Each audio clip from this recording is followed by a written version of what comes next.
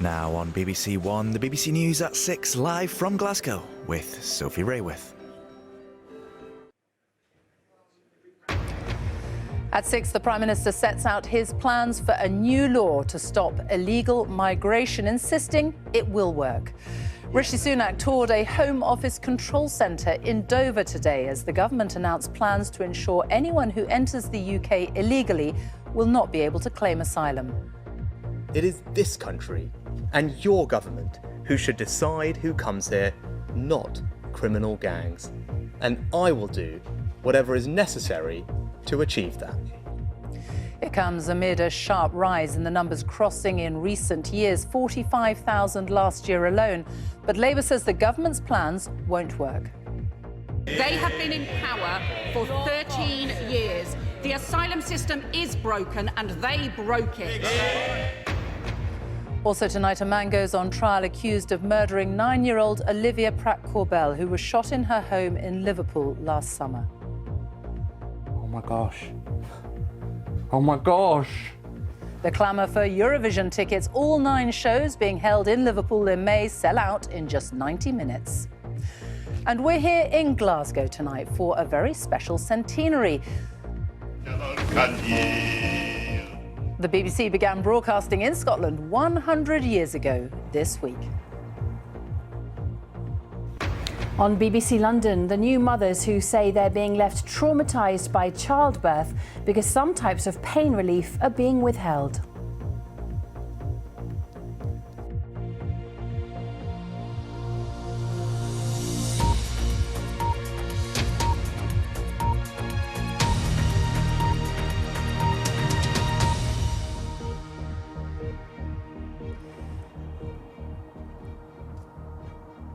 Good evening and welcome to the BBC News at 6 tonight, coming from Glasgow in a week when the BBC is celebrating a century of broadcasting in Scotland. More on that later. But our main story this evening is the government's new plans to stop people coming to the UK illegally. In the last hour, the Prime Minister has said that he would do anything necessary to ensure this country and this government decide who comes here, calling his plans tough but fair.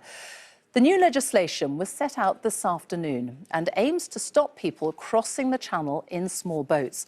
Under the new law, they'll be deported to Rwanda or a different safe country if it's too dangerous for them to return to their own country. Children will be removed when they turn 18.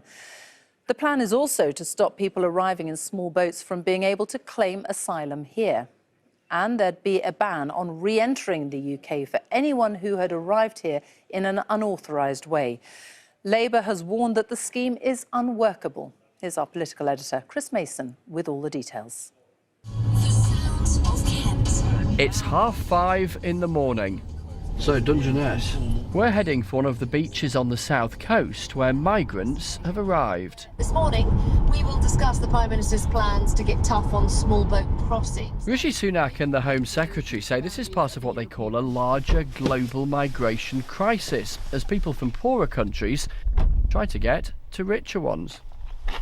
People must know that if they come here illegally, it will result in their detention and swift removal.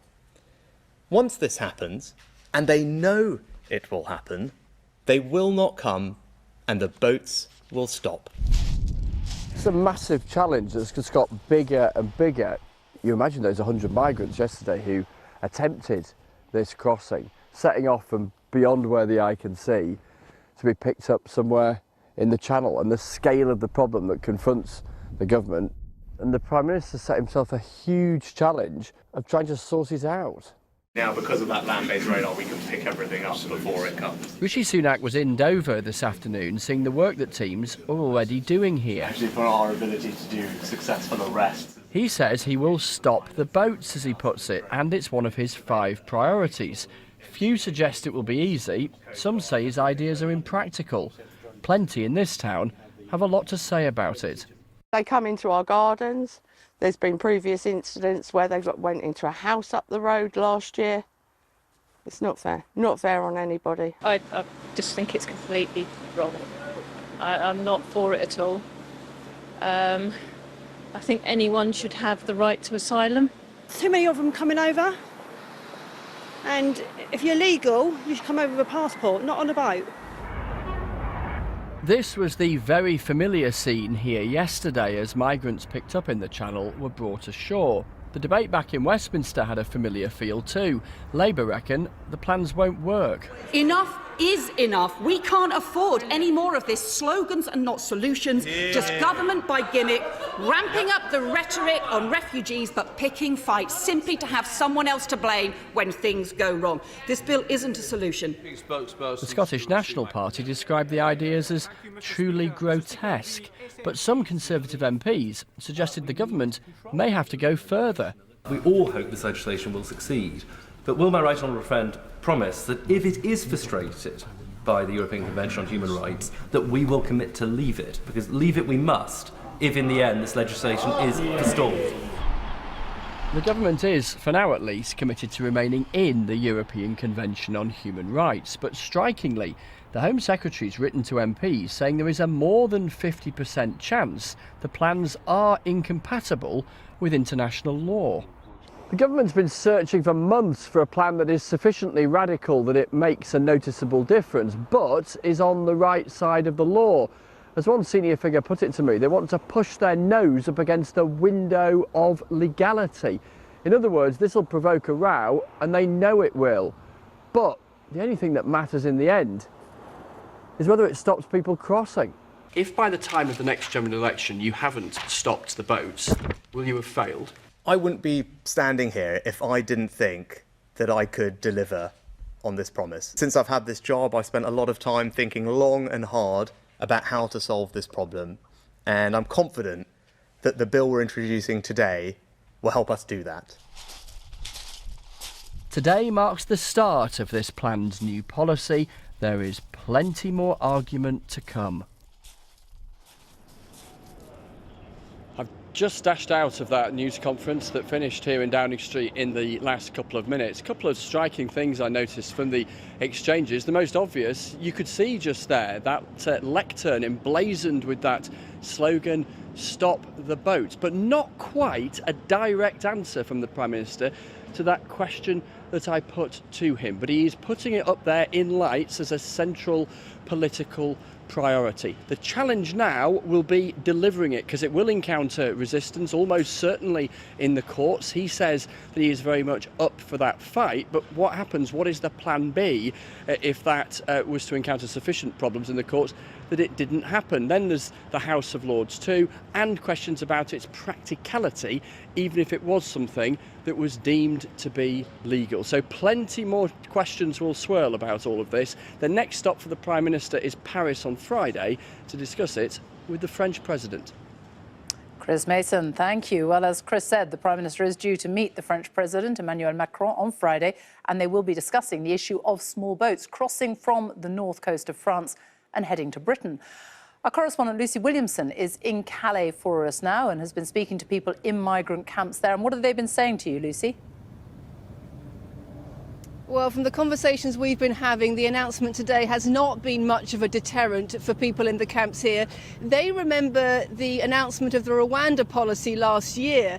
They remember the anxiety that caused for some of them, and they remember the fact that no one has actually been sent to Rwanda. And so a lot of them are concluding that these kinds of policies either won't happen or they won't happen to them. And by way of illustration, I want to tell you about a young Sudanese man we spoke to called Salah. He said to me he would rather be in prison in the UK than free here in France. I mean, I think that gives you some kind of idea that, I mean, many people here have had to rationalise risk in order to end up here. But I do think there's a sense that as long as there's a window of hope, then many people are going to stay committed to their plan to getting to the UK, whatever the potential consequences might be. Lucy, thank you. Well, as we've been saying, the number of people crossing the Channel in small boats has soared in recent years. Our analysis editor, Ros Atkins, looks at how the government has attempted to deal with the issue and the challenges it faces. Crossing the Channel in small boats like these has been the focus today. And let's put this in context, starting with net migration. It was 504,000 in the year to June 2022. That's the difference between the overall number of people entering the UK by all legal means and those leaving. This was the highest annual total on record. Bear that in mind when we look at arrivals by small boat. Now, last year, 2022, that figure was 45,000. That is 10 times smaller than the net migration figure. But the small boats number has risen in recent years. In 2018, it was 300. Now, most of those people arriving by small boats will claim asylum. They say they fled their home country in search of shelter and protection.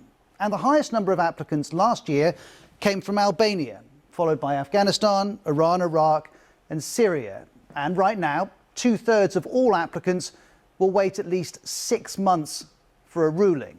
Now, in December, the government took action. It introduced measures to tackle the gangs it says are responsible for Albania being at the top of this list. It says since then, 500 Albanians have been sent back. The government also says it wants asylum seekers to come to the UK by what it calls safe and legal routes. We know there are already schemes for some people from Ukraine, Afghanistan and Hong Kong, and these schemes have contributed to that record net migration figure we saw earlier. But organisations such as the Refugee Council argue that for most people seeking asylum, there aren't safe and legal routes available. It's also useful to compare the UK with other European countries. The most recent data we have for this is 2021. Here it is. Germany is top of that list, France and Spain next. All received more asylum applications than the UK. Italy and others receive fewer. Now, we know measures to stop the boats are a priority for Rishi Sunak's government. For the moment, the most recent data shows the numbers continue to go up, though they're a small fraction of overall migration. Ros Atkins there. The rest of the news now, and Manchester Crown Court has heard that a 9-year-old girl was killed by a gunman during a ruthless pursuit of his intended victim. Olivia Pratt-Corbell was fatally wounded when she was shot in her home in Liverpool last August. Thomas Cashman is accused of murder and attempted murder. He denies all the charges. Our North of England correspondent Judith Moritz was in court. Olivia Pratt-Corbell was tucked up in bed late at night when the sound of gunfire rang out, terrifying the 9-year-old.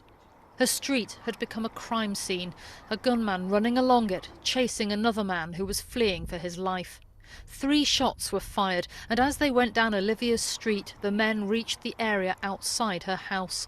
The gunman is said to have been Thomas Cashman, who was armed with both a pistol and a revolver as he chased his target. Thomas Cashman was brought to court today amidst high security as the prosecution opened its case against him. Olivia's family, wearing pink ribbons in her memory, were also at the trial, listening to gruelling detail. The jury was told that Olivia's mum, Cheryl, had heard the commotion in the street and opened her front door.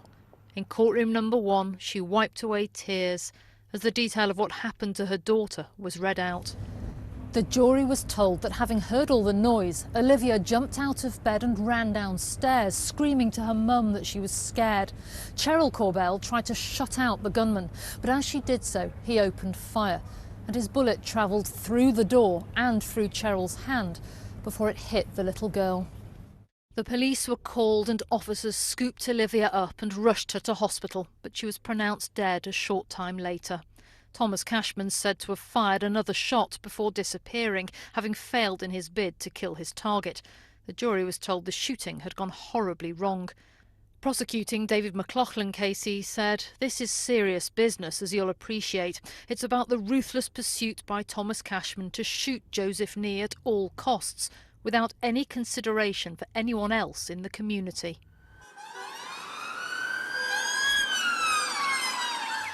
Thomas Cashman denies 5 charges, including murder and attempted murder. The trial continues. Judith Moritz, BBC News, Manchester.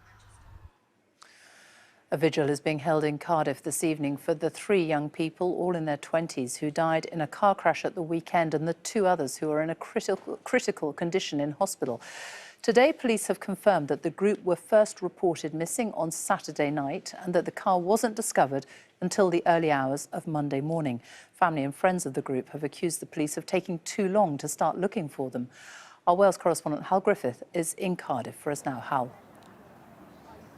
Yeah, Sophie, where hundreds of people have come to take part in this vigil. There'll be 2-minute silence later on, but we know that there are friends and family members here of those 3 young people who died. People who are feeling deep sorrow at the moment, people who also have questions over whether that car could have been found sooner. Now, as you said, the 2 police forces investigating have given us a timeline today. They've told us for the first time they believe that the car did crash in the early hours of Saturday morning in the wooded area just beside us here. It wasn't until Saturday evening that they had the first report of a missing person, and we know that it was over 24 hours later that they formally, publicly appealed for information about 3 missing people. Now, there is already an independent review into those police procedures. They will need to look carefully at whether all the risks were assessed properly, whether police did everything they could. One other important piece of information, the 2 other people in the car are both still in hospital in a critical condition. Hal, thank you. The time is 6:15. Our top story this evening. The Prime Minister has set out his plans for a new law to stop illegal migration, insisting it will work. And coming up, the Met Office issues weather warnings as snow falls in Scotland and other parts of the UK. On BBC London, should a controversial new treatment for the skin condition vitiligo be offered on the NHS? And in the ring with boxing's next big star, find out how she hopes her success will inspire others.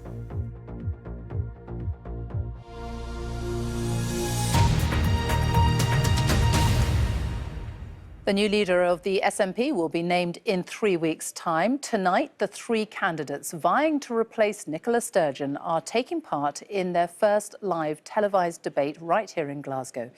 Kate Forbes, the Finance Secretary, Humza Yousaf, the Health Secretary, and Ash Regan, a former minister, will be answering questions from an audience and from each other. The final decision will be made by party members who begin voting next week, and the winner will be announced on the 27th of March. Our Scotland editor, James Cook, has been to the southwest of Scotland to speak to some of those who will be voting. It's a short campaign, but an intense one. The candidates have been on the road for a week. Their latest stop, Dumfries, in the southwest of Scotland, as they try to win over party members. Friends, independence is inevitable. Independence is coming. And the unequal union that we're in, the days of that unequal union are numbered. The SNP is at its best when we take on the establishment, when we refuse to back down and we win. When we have that steely grit and determination not to be told by Westminster what to do. I feel like we've been treading water for quite a long time now. So I think we're going to tire and we're going to be swept away if we don't change direction in what we're doing quite soon. So I think we need to change direction, and I think we need to act differently. For SNP members in this rural corner of the country, that's a popular argument. It always has been important to me, but it became really important. Alex Ross wants better governance from Edinburgh and a clearer route to independence. At the end of the day, people get tired. And I just feel that the regime has just got a little bit tired over the last 3 years. You know, folk are switching off, you know. We need new ideas. You know, we need freshness. And for you, that's not Humza Yousaf? For better or worse, Humza largely gets seen as part of the old regime.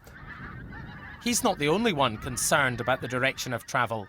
Some members claim the party hierarchy is biased against Kate Forbes and Ash Regan. This is the most important leadership in Scottish National Party history, arguably, so we've got to get it right. As Albert Camus said, freedom is nothing but a chance to do better, and I fundamentally believe that's true in our case. Do you think this is a fair contest? 100% not. We are not sheep in the SNP membership. We know what we're doing.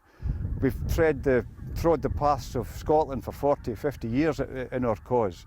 So to be told or almost force-fed one member or one candidate is completely and utterly misplaced in my view. The SNP is a team.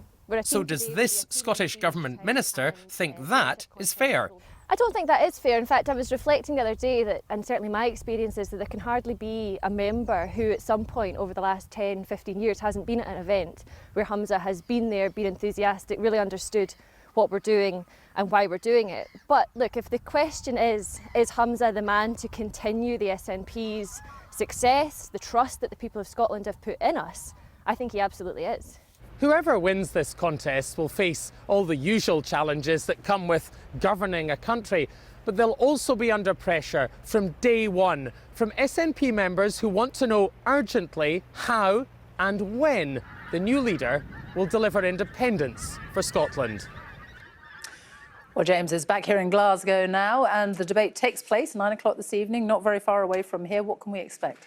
Well, Sophie, it'll be interesting to see how they get on when they come face-to-face, these candidates, in a debating forum. As we see there, we've already seen them in hustings, at least the party membership have to a certain degree, but the wider public haven't really had a chance yet to see these candidates engage with one another. So it'll be interesting to see what happens. There'll be several policy areas we'll be looking to see what they say. Independence, as discussed there, what is that path forward for the SNP? Also, the economy, this tussle really that's going on at the moment between prioritising economic growth on one hand and sustainability on the other hand. And then finally, there are social issues. There's been a lot of discussion about gay marriage, about gender reform in this campaign so far, and one way or another, all three of the candidates are under pressure about their views on those issues. So plenty of potential, Sophie, for sparks to fly. James, thank you.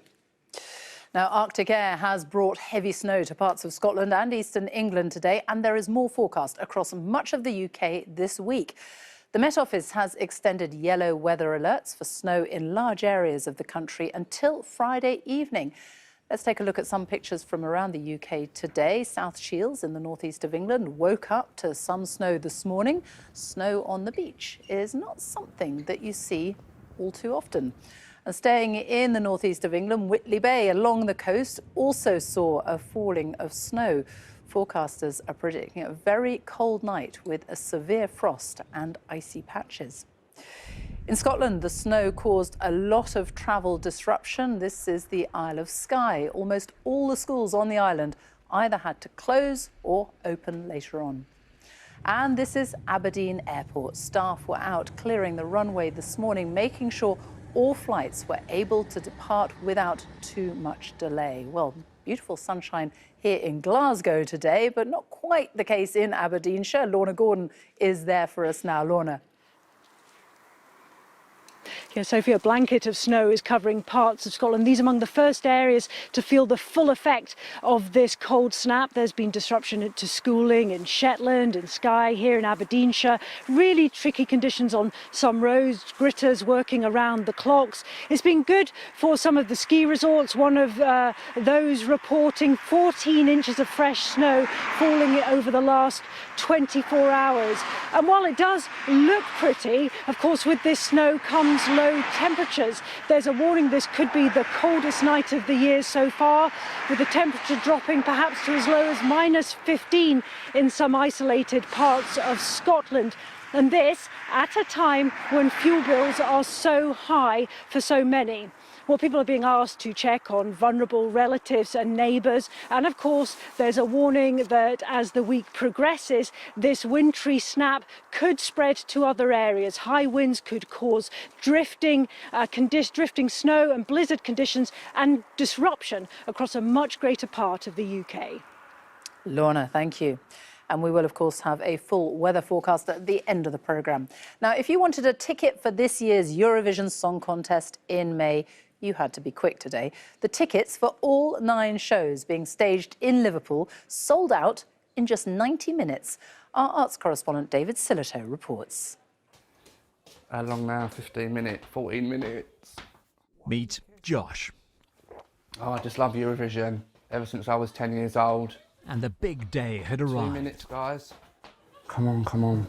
The countdown to Eurovision tickets going on sale. I'm nervous. 1 minute left. I feel like I'm going to pass out. I'm in. And he was in to the queue. We'll come back to Josh later because he was just one of thousands trying to get a ticket for Liverpool, which is hosting Eurovision because it's felt Ukraine is currently too dangerous. And Veronica, who lives in Liverpool, succeeded. Okay, I feel relieved now. And another heading to experience this, long-term Eurovision fan Sasha. Okay, so that was one of the most stressful experiences of my life, but over an hour later we finally got in. However, they were the lucky ones. All tickets sold out in record time. It's been really competitive, a lot of crashing on Ticketmaster as well. So I think there will be quite a lot of disappointed people, but you have to remember there's a lot happening in Liverpool anyway. So whether you've got a ticket or not, I'd encourage you to come to the city and see what we have to offer. Oh my God, I got them up. Meanwhile, back at Josh's. Oh my gosh. I've got a video. Oh my God, I think I'm gonna cry. Yeah, I got a VIP package. We have to just... Oh my God, I'm gonna have a heart attack. A dream come true until he tried to put in his security code. Something went wrong and too late. Tickets for the grand final have now sold out. That's what it says. What can you do?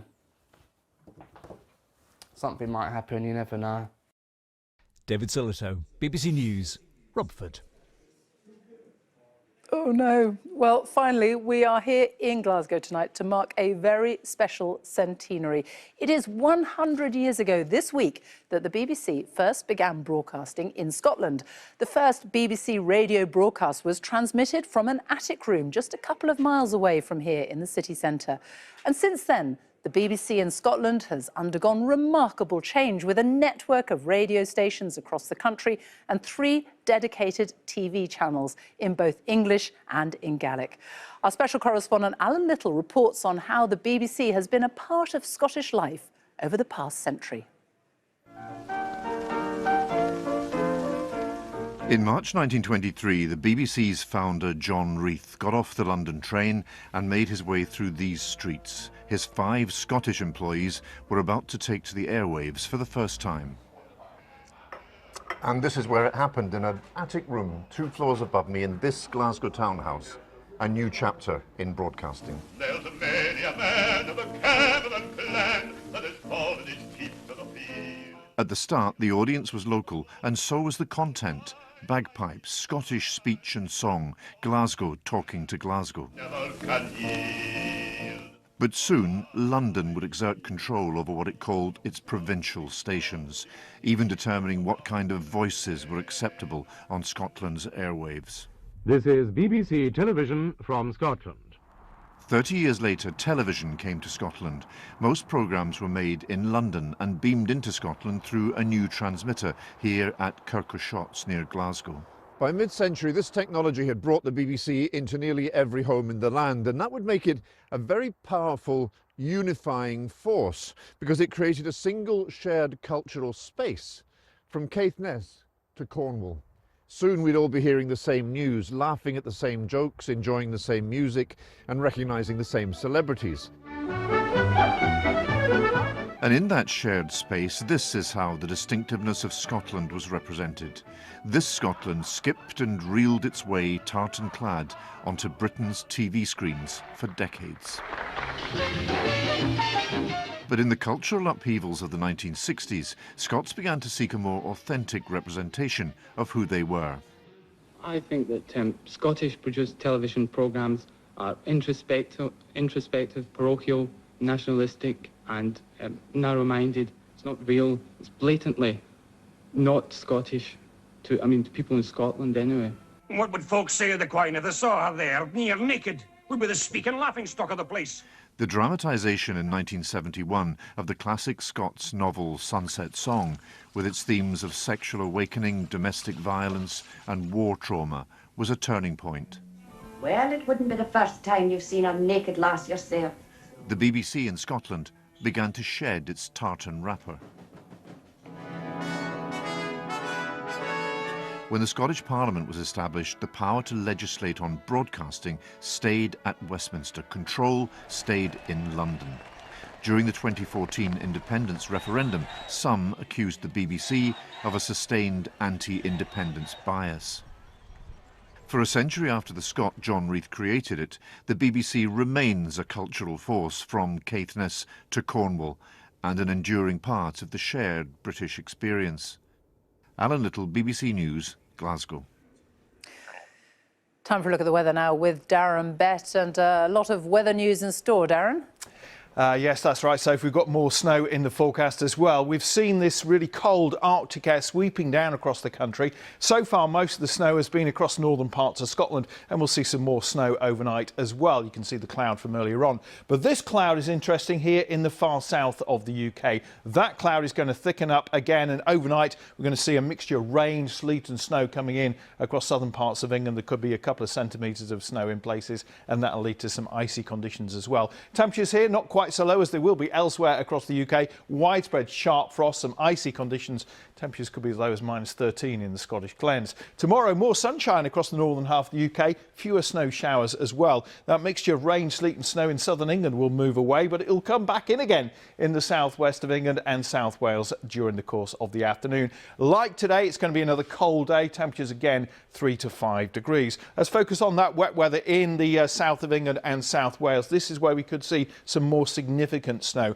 It will be a mixture of rain, but there will be some sleet and some snow in there as well. Everything pushes its way towards the southeast of England. Could be as much as 5 to 10 centimetres of snow in places. I'm thinking somewhere like the Chilterns. That'll bring some disruption. It does move away. You've got yellow warnings for tomorrow and also into Thursday, and the focus shifts further north as that weather front moves up from the southwest into the cold air. So we're going to find some further rain, sleet and snow, but this time it's moving northwards. May well see the snow in the south turning back to rain as it turns milder, and the winds pick up as well, but we've still got that colder air as you head further north. And so it's going to be across North Wales, the North Midlands, up into Northern England, Northern Ireland and perhaps into Scotland, although we're not quite sure how far that snow will get northwards. These areas will see most of the snow with some heavy falls of snow over the high ground. Back to you, Sophie.